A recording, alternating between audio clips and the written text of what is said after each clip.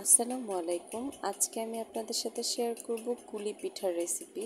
So এটা সিম্পলভাবে করেছি। প্রথমে ময়দাটাকে সিদ্ধ করে সুন্দর করে হাত থেকে এটা মালিশ করেছি। এরপরে আপনারা দেখতেই পাচ্ছেন বড় একটা রুটি করে ছোট ছোট রুটি করে এরপরে হাতের সাহায্যে সুন্দর করে ডিজাইন করতেছে।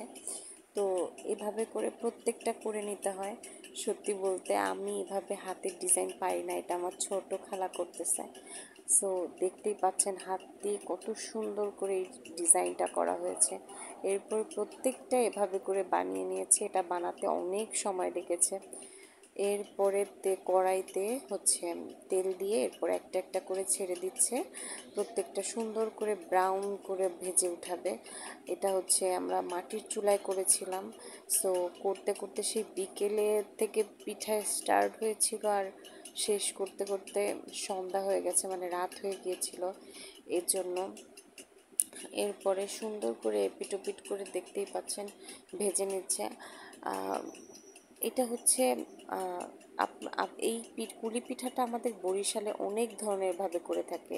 একটা ভাপে করে, একটা রুটি যেমন তাওয়ার উপরে দিয়ে এপিট ওপিট করে ভাজে ওরকম একটা করে, আর এভাবে তেলে ভাজে। তো সবাইকে ধন্যবাদ।